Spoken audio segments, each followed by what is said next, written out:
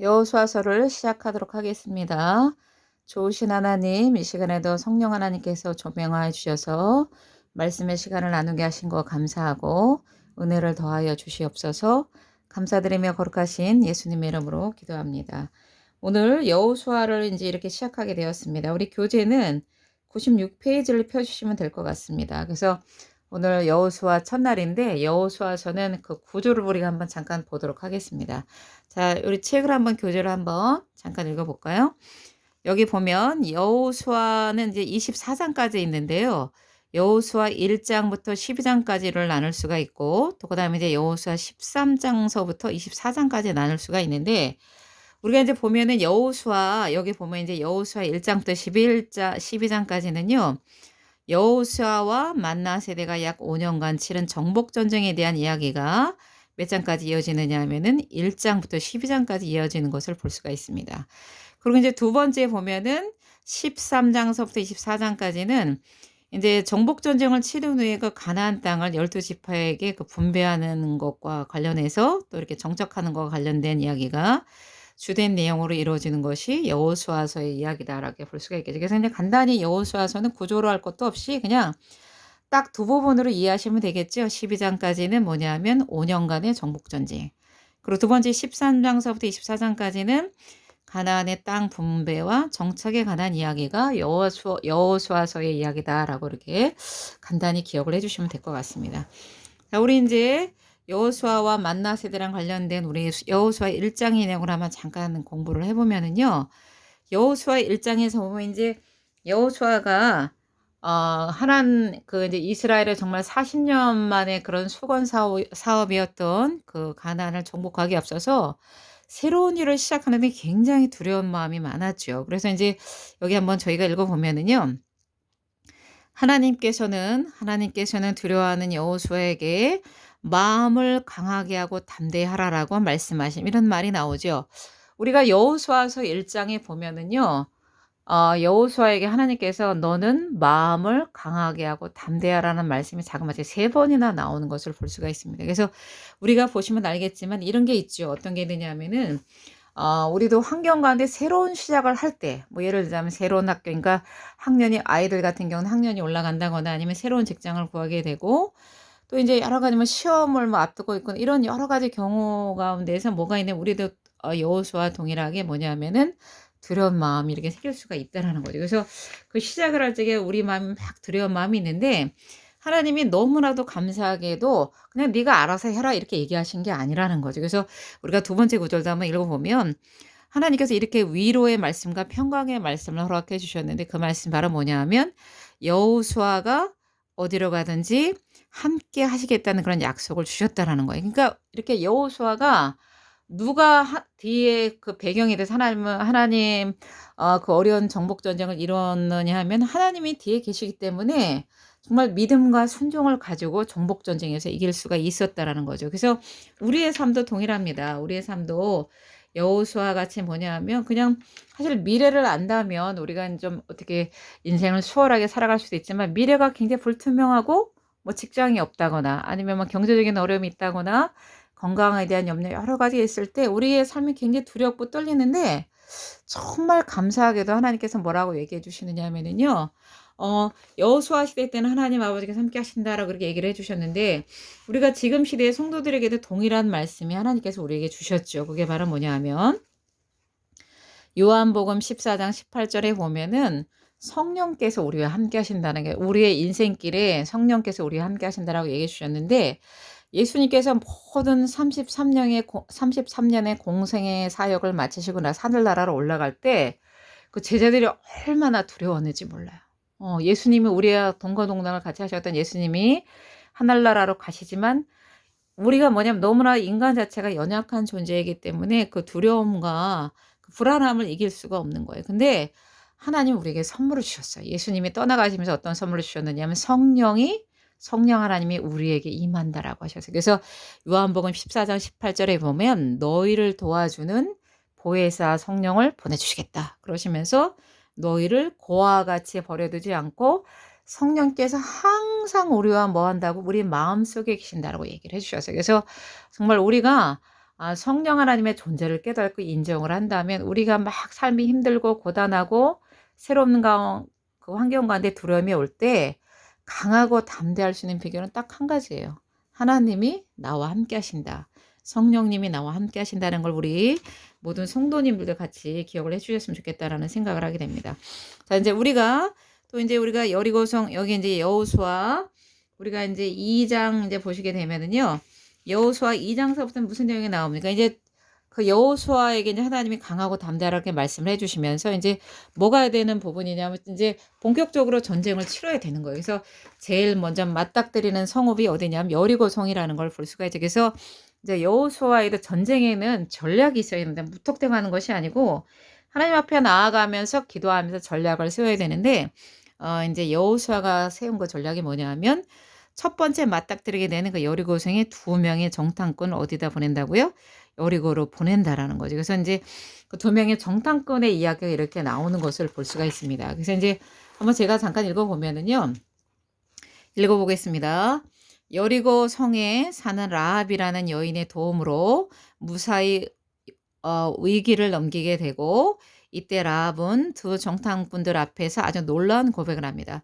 2명의 정탐꾼들이요 인제 발각될 그런 위기를 맞이했을 때 라합이라는 동역자를 만나게 되죠. 라합이라는 동역자를 만나서 숨겨서 이렇게 인제 간신히 이렇게 목숨을 부지하게 되고 또 나중에 인제 그 여인으로부터 놀라운 고백을 받게 되는데 여기 이렇게 써 있어. 뭐라고 되어 있느냐 하면 하나님께서 이스라엘 백성을 출애굽시키면서 홍해를 마르게 하신 것과 요단 동편의 2 왕 시온과 옥을 전멸시키신 것을 이미 들어서 알고 있다. 그러면서 그 여인이 뭐라고 그 2명의 정탐꾼에게 고백을 하냐면 이 세상 상천하지 하나님이라는 사실을 알고 있다. 이 얘기가 뭐냐면은요. 하늘과 땅에 하나님 한 분밖에 없다는 거예요. 능력이 많으신 그 하나님을 자기가 인정을 한다는 겁니다. 그러니까 정말 스스로 전도가 된 사람이라고 볼 수가 있죠. 그래서 나중에 이제 도리어 이 정탐꾼들에게 라합이 자신과 가족을 살려달라고 부탁을 하죠. 그래서 이 라합의 사건을 들은 그 이제 여호수아와 이스라엘 백성들은 정복 전쟁을 앞두고 있었었는데 이스라엘에게는 엄청난 큰 힘이 되는 그런 사건으로 기억을 하게 되는 거죠. 우리가 이제 이렇게 라합의 그 이야기를 들으면서 깨달아야 되는 것이 한 2가지 정도가 있는 것 같아요. 그게 바로 뭐냐면은요. 깨달아야 되는 것이 첫 번째가 이제 뭐냐면은 우리가 이런 거가 있다는 거죠. 라합이라는 사람은 우리가 생각지도 않았는데 이 사람은 이미 벌써 이스라엘 백성들의 놀라운 기적과 이적을 뭐냐면 소리 소문으로 들은 거예요. 소문으로 듣고 이렇게 말을 통해서 전해 들으면서 이미 벌써 하나님을 믿을 마음을 가지고 마음속에 이렇게 심중에 가지고 있었다라는 거죠. 그래서 우리가 이제 여기서 기억해야 되는 건 뭐냐면 정말 코로나 시대 때 영혼구원에 대한 그런 우리의 그 열심과 그런 마음이 있음에도 불구하고 여러 가지 교회적인 어려운 그 대내적인 상황으로 인해서 영혼을 구원하는 것이 얼마나 힘들고 어려운 상황이 됐는가를 생각할 때 마음이 아픕니다. 그럼에도 불구하고 하나님께서 뭐라고 얘기하셨느냐 하면 라합 같은 사람이 있을 수 있다라는 거예요. 안 믿는 사람 중에서도 정말 내가 너무 인생의 큰 어려움 가운데 구원을 바라는 사람이 있다. 하나님의 구원을 바라는 간절한 소망을 가진 그런 영혼들이 있기 때문에 우리가 해야 될 일이 뭐냐면은요. 예. 때를 얻든지 못 얻든지 간에 뭐를 해야 되는 거냐면 하나님 앞에 전도의 사명이 있다라는 거예요. 그래서 그 한 영혼을 천하보다 귀하게 여기시는 하나님의 마음을 가지고 우리가 뭐 온라인으로든지 여러 가지 방법을 통해서 그 전도를 해야 될 그런 첫 번째 구원 사명의 의미가 있다라는 거고요. 2번째는 뭐냐면 하나님 안에 있는 사람은 정말 어려운 일을 만났어요. 그리고 인간적으로는 난 방법이 없어. 난 이 길을 할 수가 없어. 이걸 헤쳐나갈 수가 없어. 인간적으로는 방법이 없지만 하나님 안에 방법이 있다는 거예요. 그래서 우리가 여기서 발휘해야 되는 건 뭐냐면은요. 기도하시는 거예요. 믿음으로 뭐 한다고요? 믿음으로 기도해야 된다는 겁니다.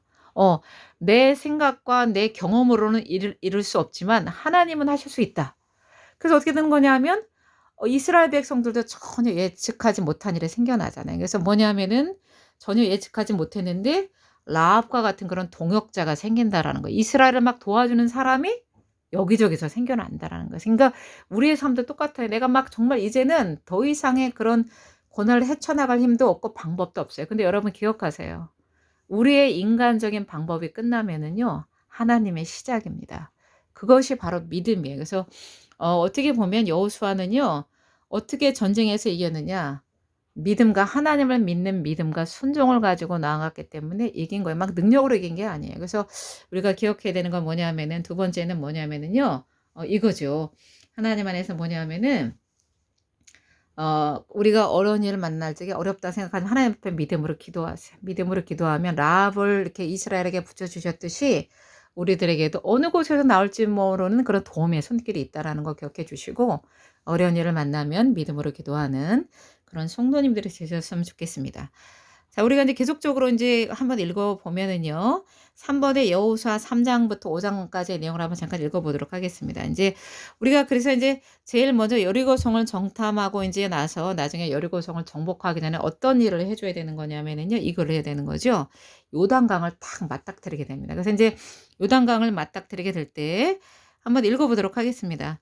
어 가나안 땅에 지금 만나 세대는 하나님께서 약속하신 가나안 땅에 들어가는 첫 관문인 요단강을 역시 마른 땅으로 건너게 됩니다. 계속적으로 읽어 볼게요. 이번에는 여호수아가 하나님의 명을 받았고 언약궤를 맨 제사장들이 앞장섰습니다. 자, 우리 여기 보면은 이제 이런 얘기가 있어요. 우리가 이제 이스라엘을 그 성지 순례를 가셨던 분들이 뭐냐면은 요단강에 가면은 실망을 한대요. 요단강이 너무 이렇게 낮고 그 성경에 나오듯이 막 엄청나게 그 물이 불어났을 그런 물이 넘쳤을 그런 환경이 아니라는 거죠. 근데 또 성경에는 그 세세하게 또 설명이 나와 있는데 어떤 설명이 나와 있느냐면 여기 보면 오른쪽에 한번 보세요. 다시 일어난 기적 이렇게 나오는데요. 홍해에서는 바다가 먼저 갈라 이런 얘기가 쭉 나오네요. 여기 뭐라 되냐면은요 요단강에서는 언약궤를 맨 제사장들이 발이 물속에 잠기자 길이 열렸다.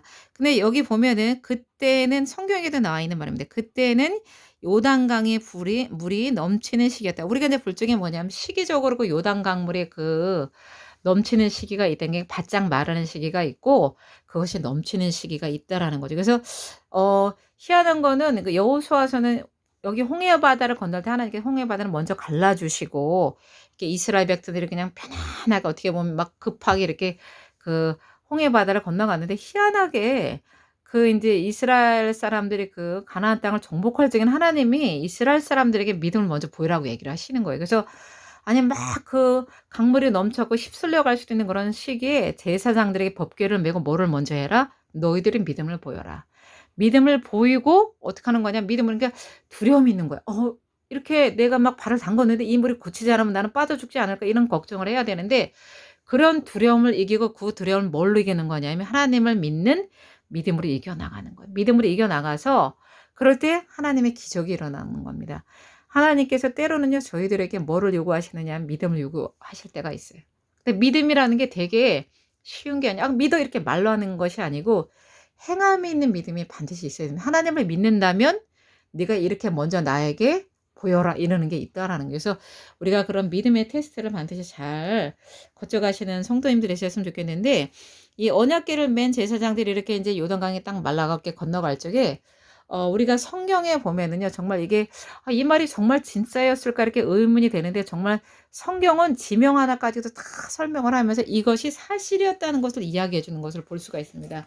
우리가 인제 여호수아서를 한번 잠깐 보도록 하겠습니다. 여호수아서 3장 14 절서부터 16 절의 구절을 한번 읽어보면 얼마나 그 리얼한 이야기였나를 알 수가 있겠더라고요. 자, 여호수아서 14 장부터 한번 15 장까지 제가 한번 읽어보면은요. 백성이 요단을 건너려고 자기들의 장막을 떠날 때 제사장들은 언약궤를 메고 백성 앞에서 행하니라. 요단이 몸에 꺼드는 시기에는 항상 언덕이 넘치다. 여기 표현이 되어 있죠. 이렇게 추수를 하는 시기에는 막 강물이 불어났다 이런 표현이 나와 있고 개를 맨 자들이 요단의 이름에 개를 맨 제사장들의 발이 물가에 잠기자. 예, 물속에 이제 발을 담그자마자 뭐냐면 믿음을 보이자마자 곧 위에서부터 흘러내리던 물이 그쳐서 심히 멀리 사르단에서 가까운 아다모 변방에 일어나서 쌓이고 아라바의 바다 여매로 향하여 흘러가는 물은 온전히 끊어짐에 백성이 여리고 앞으로 바로 건너서 이 편을 보면은요. 몇 개의 지명이 나와요. 여기 몇 개의 지명이 뭐냐면 이런 말이 나오죠. 요단이라는 말이 나와요. 요단강의 얘기가 나오고 그다음 뭐냐 하면 아다뭇 사르단에 가까운 아담의 변방에서 일어나서 쌓이다. 이게 무슨 표현이냐면은 물이 막 내려오다가 하나님 딱 물을 끊으니까 요단강에서 내려오던 그 지류에 있었던 사르단 지류에 뭐냐면 아담이라는 읍에서 물이 쌓였다는 얘기. 굉장히 구체적으로 표현되어 있는 것을 볼 수가 있죠.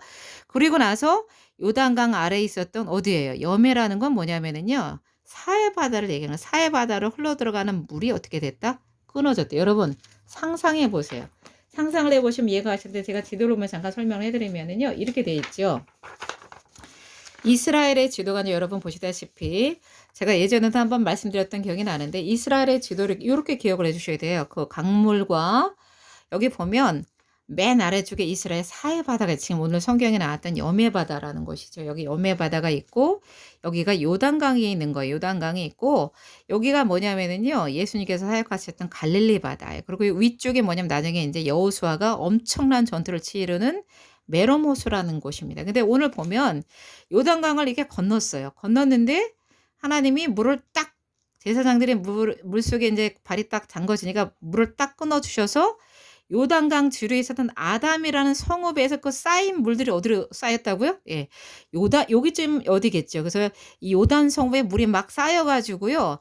이 물이 어디로 흘러내려가야 돼요. 사해 바다로 흘러내려가야 되는데 사해 바다를 못 흘러내려갔다는 얘기예요. 그러니까 이게 얼마나 하나님이 그 천지를 주신 하나님께서 자연 만물을 다스린다는 그런 증거가 굉장히 세세하게 성경에 나오는 것을 볼 수가 있죠. 그래서 우리가 이런 것을 통해서 믿음의 하나님을 고백하는 한 주간이 되셨으면 좋겠습니다.